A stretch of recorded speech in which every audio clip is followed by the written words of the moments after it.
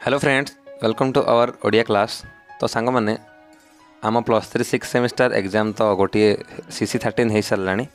तो CC14 paper जो topic रही तार एग्जाम अच्छे आम 14 तारिख रे। तो से चलते आज आलोचना करवा CC14 केते गुड़े सर्ट क्वेश्चन उपर।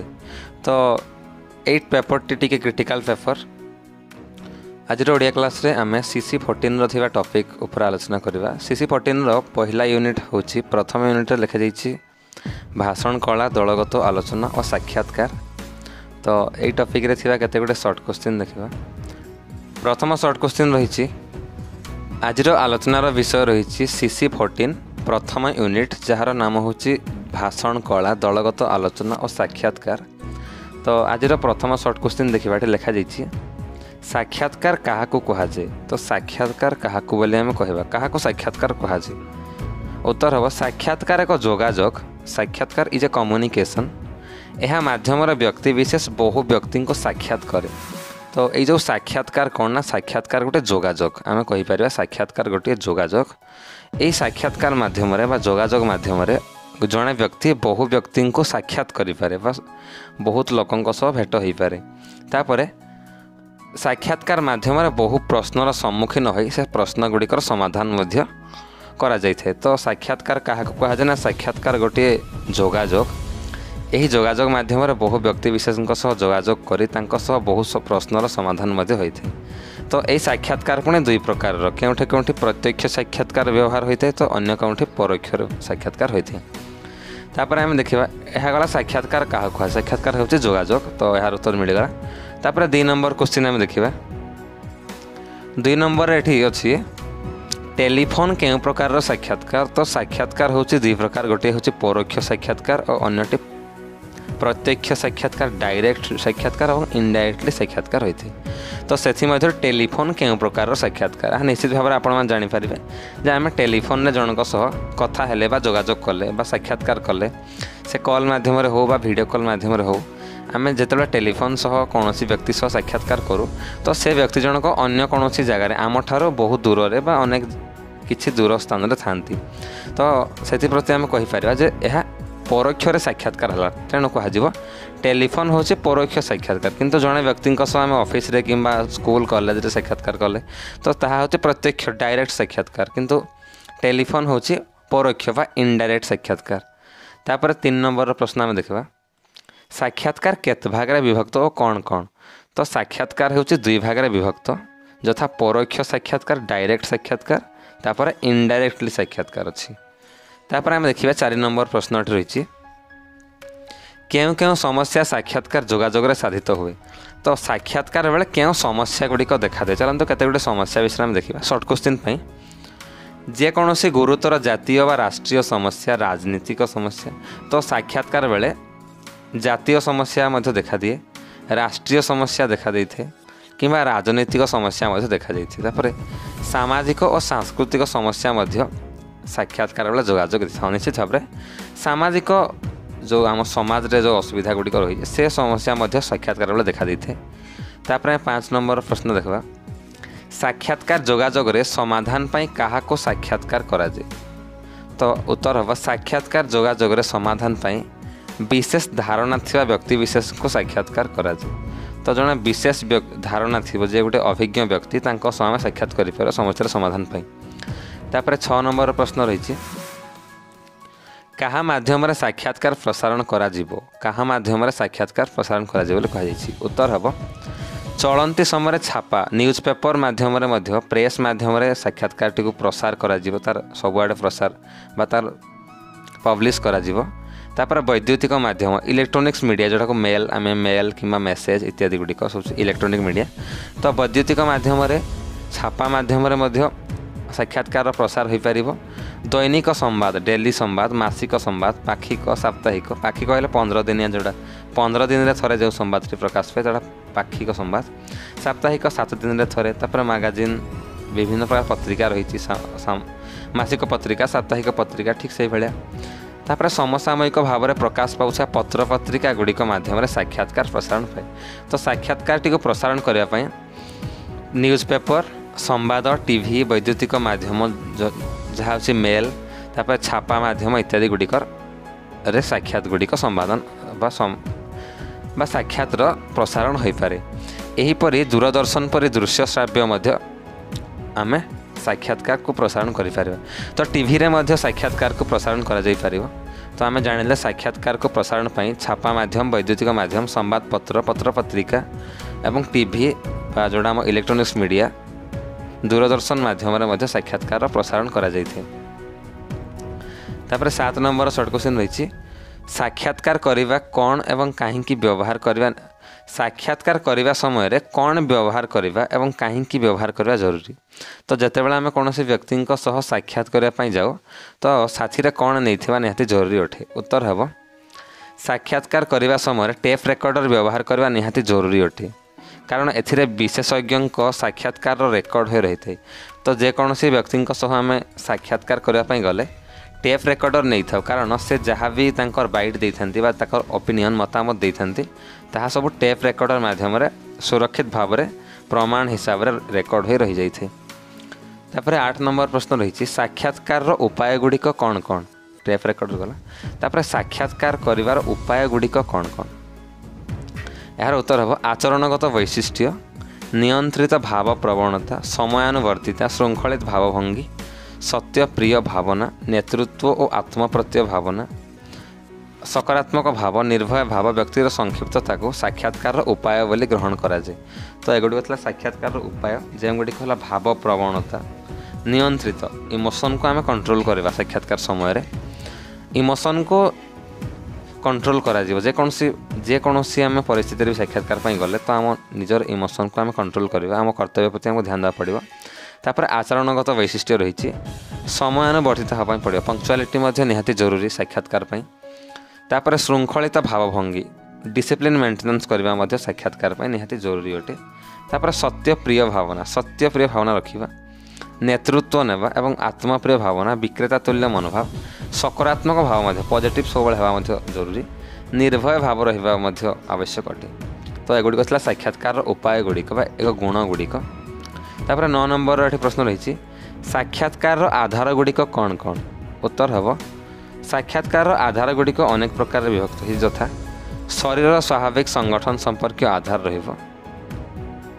तापर साक्षात्कार अन्य एक आधार होची व्युत्पत्तिगत संबंधी आधार। तापर साधारण बोधशक्ति संबंधी आधार रहिबा जरूरी, जनरल नॉलेज टी रहिबा आवश्यक अटे।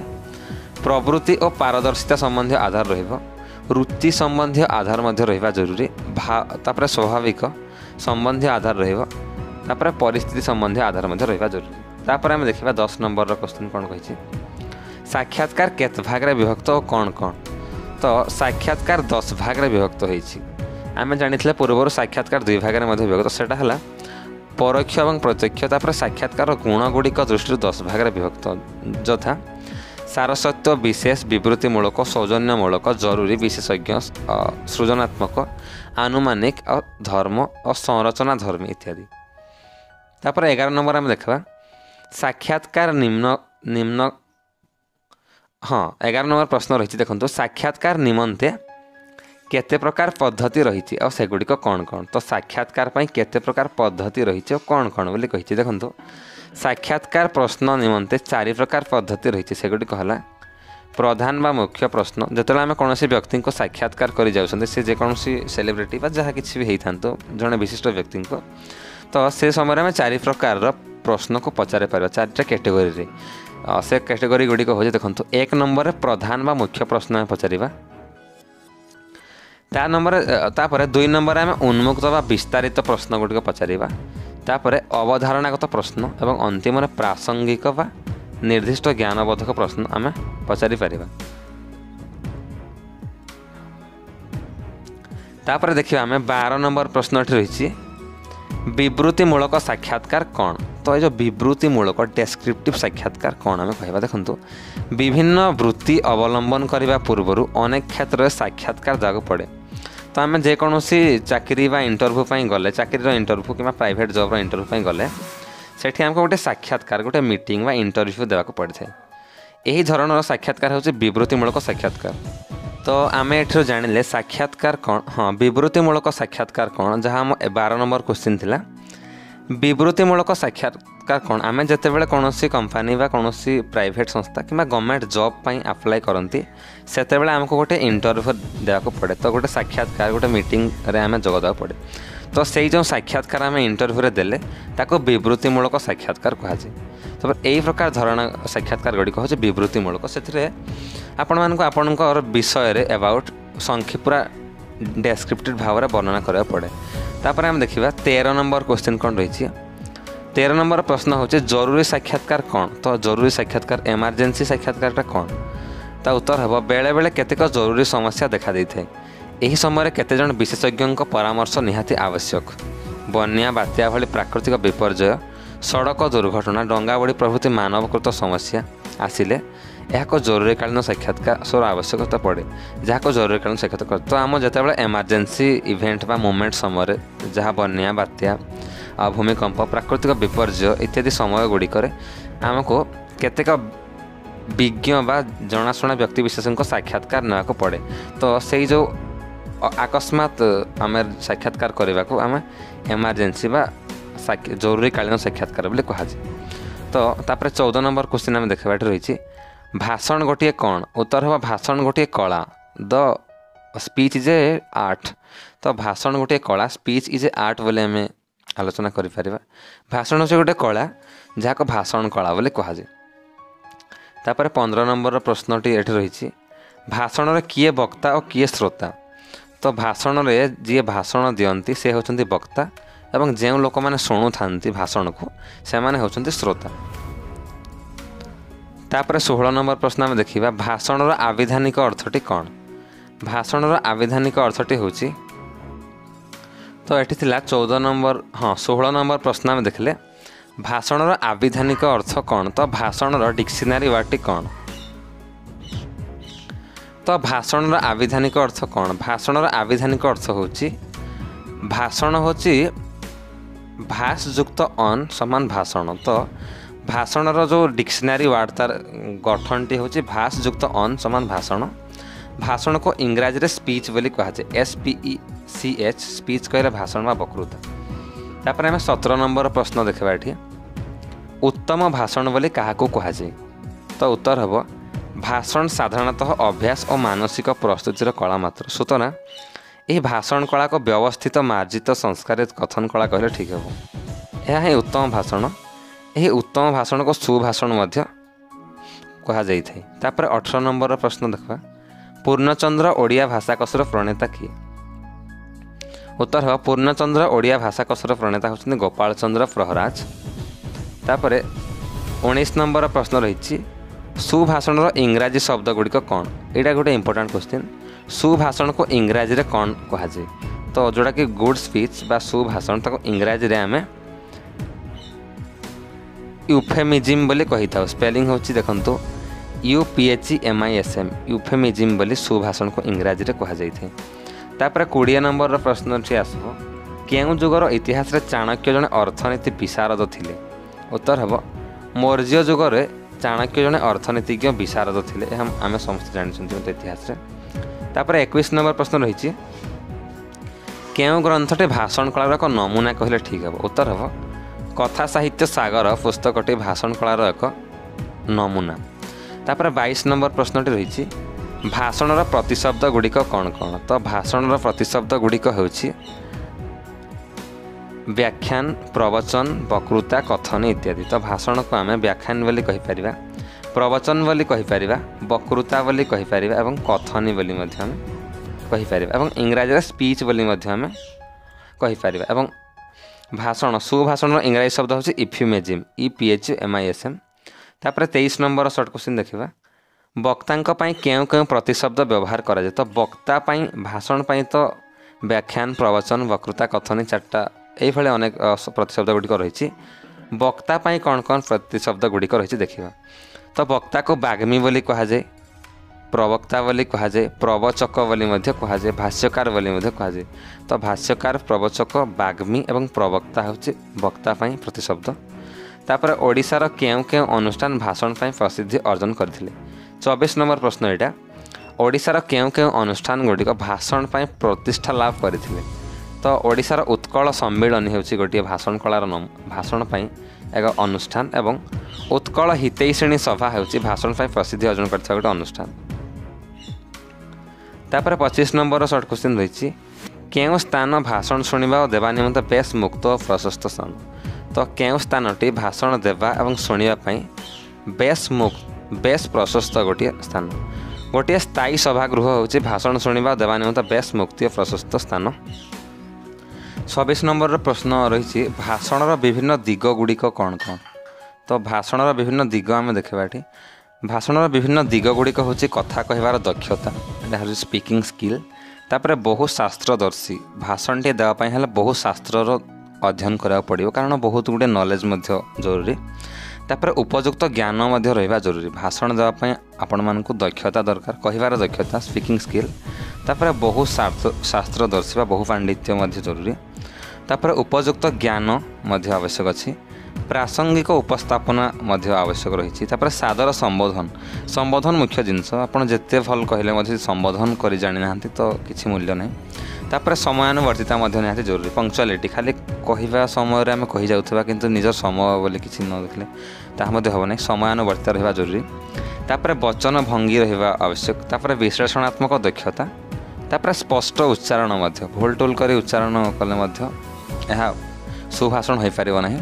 तापर सरल सुबोध विभिन्न भाषा ज्ञान रहा जरूरी।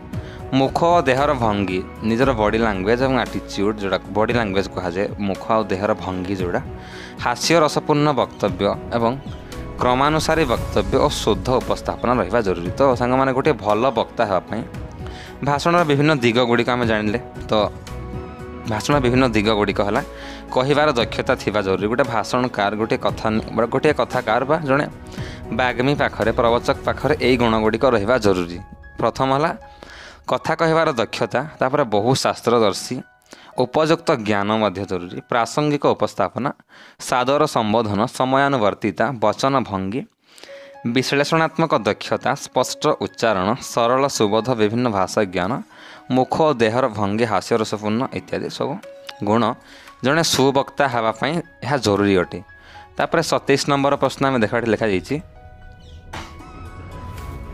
सुभाषण और कुभाषण मध्य प्रभेद कौन। What is the difference between the सुभाषण एवं कुभाषण good speech and bad speech मध्य पार्थक्य कौन। देखो भाषण उत्तम है सुभाषण कहुए एवं सर्वजन ग्राह्य हुए किंतु कुभाषण हीनमान्यता दृष्टि करे। जदि भाषणटी भल हो सुभाषण कहवा किंतु हीनमान्यता जोटा कुभाषण आम देवा तो से हीनमान्यता आमर दृष्टिगोचर होता है। तापर 28 नंबर जो प्रश्न देखो कुभाषण अन्य नाम कौन। ये कहूँ कुभाषण को आम कौन कही था। कुभाषण अन्य नाम हूँ विकृत भाषण। तो विकृत भाषण को आम कुभाषण बा खराब भाषण बोली कहवा। तापर 29 नंबर शॉर्ट क्वेश्चन हो पार ये टॉपिक उपर स्वागत भाषण कौन। भाषण सभार प्राक भाषण भाव में जहाँ दिए ताहा स्वागत भाषण। एथिरे सभा मंचर उपस्थित हवा को अतिथि मान को आह्वान करा जाए। तापर आम देखा 30 नंबर प्रश्न देखो लिखा जाइए आध्यात्मिक और धार्मिक विषयक भाषण कौन। तो आध्यात्मिक जो स्पिरिचुअल भाषण स्पीच आउ धार्मिक विषय रिलीजियन पर जो धर्म विषय भाषण कौन। तो उत्तर देखा विभिन्न अनुष्ठान तरफ आयोजित आध्यात्मिक सम्मेलन गुड़िक यही धरणर भाषण प्रदान करे। तो विभिन्न धार्मिक अनुष्ठान जो सम्मेलन आम इस्कन द्वारा कि जेकोसी धार्मिक अनुष्ठान द्वारा हिंदू महासभा द्वारा जहाँ कि आमर हो भाषण गुड़िक से भाषण सभारे आध्यात्मिक और धार्मिक विषय भाषण दि जाए। एथिरे भक्ति मुक्ति ऐश्वरिक चिंता भगवान उपर विश्वास बा जीवन अलकता कर्म सतर्कता नीतिवाणी इत्यादि गुड़िक आत्मा परमात्मा विषय में कहुई।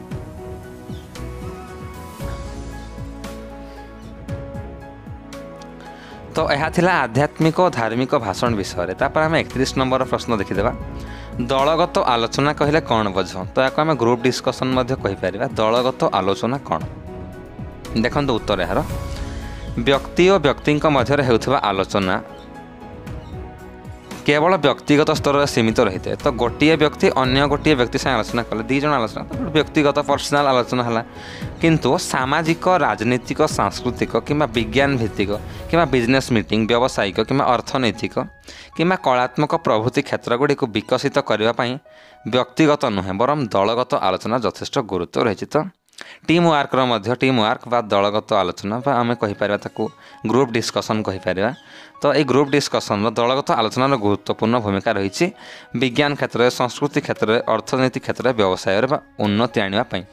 तापर सरकारी और बेसरकारी उद्योग विभिन्न अनुष्ठान सामूहिक उन्नति क्षेत्र में व्यक्तिगत ठार दलगत आलोचना को विशेष गुरुत्व दिखाते। तो दलगत आलोचना है आम व्यक्तिगत आलोचना नक केते गुड़े लोकों मिश्रण में गोटे दल हो से विषय से दल में विभिन्न प्रकार सांस्कृतिक राजनीतिक बा व्यावसायिक बा अर्थनैतिक आलोचना करने को ही दलगत आलोचना बोली कहुए।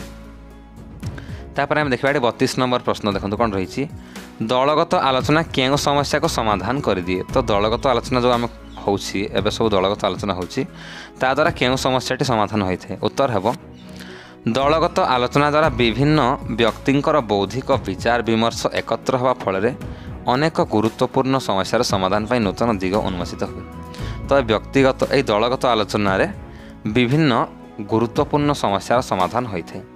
तापर 33 नंबर आम देखा गाँ निशाप क्यों आलोचना को दृष्टांत। तो गाँव में जो लोक मैंने मिसी विभिन्न प्रकार आलोचना करती गाँव लोक मैंने से गछमूले हो कि कौन गोटे गृह सभारे हो भागवत टुंगी हो तो गाँ लोक मैंने जो गाँ निशाप आलोचना करती क्यों आलोचना बोली कहुए। उत्तर हम गाँ निशाप को पारंपरिक दलगत आलोचना। तो एवं विभिन्न प्रकार गाँव में मीटिंग बा सभा आयोजित हुए तो ये गाँ निशाप को पारंपरिक दलगत आलोचना बोली कहुए। तो आम परंपरा अनुसार ये जड़ित होती। 34 नंबर प्रश्न रही दलगत आलोचना प्रथमे क्या चयन कराए। उत्तर हम दलगत आलोचना प्रथमे विषय को चयन कराए। तो दलगत आलोचना करने प्रथमे टॉपिक बा विषय को चयन कराए। तापर 35 नंबर प्रश्न देखा दलगत आलोचना क्यों नियम अनुसरण करे। दलगत आलोचना रे क्यों नियमटी को अनुसरण कराए। उत्तर हम प्रथमे स्थान व्यवस्था परिचालक परिचालना रीति उपर गुरुत्व दिया जाए। तो दलगत आलोचना प्रथमे स्थान व्यवस्था परिचालक और परिचालना रीति उपर गुरुत्व दिया जाए। तो हाँ तापर आज अंतिम प्रश्न आम देखा 36 नंबर प्रश्न रही दलगत परिचालक कौन करिथांती। दलगत परिचालक कौन करिथांती बोली कहुए। तो उत्तर हम दलगत परिचालक आलोचना को बा सभा को परिचालित करिथांती। तो जी से जेकोसी दलगत आलोचना जी मुख्य बा जी सेक्रेटरी प्रेसिडेंट ये नियुक्त होता तो से मुख्य काम है सभा को परिचालना करवा दलगत आलोचना सभाटी को परिचालना करवा। तो आज ओडिया क्लास रे आम आलोचना कले 36 गोटी सर्ट क्वेश्चन उपर टॉपिक थिला भाषण कला दलगत आलोचना और साक्षात्कार। आशा करुच्ची आपण मानक CC 14 एग्जाम रे बा ये जो 6 सेमिस्टर एग्जाम रे हेल्पफुल है। तो आज एतिकी।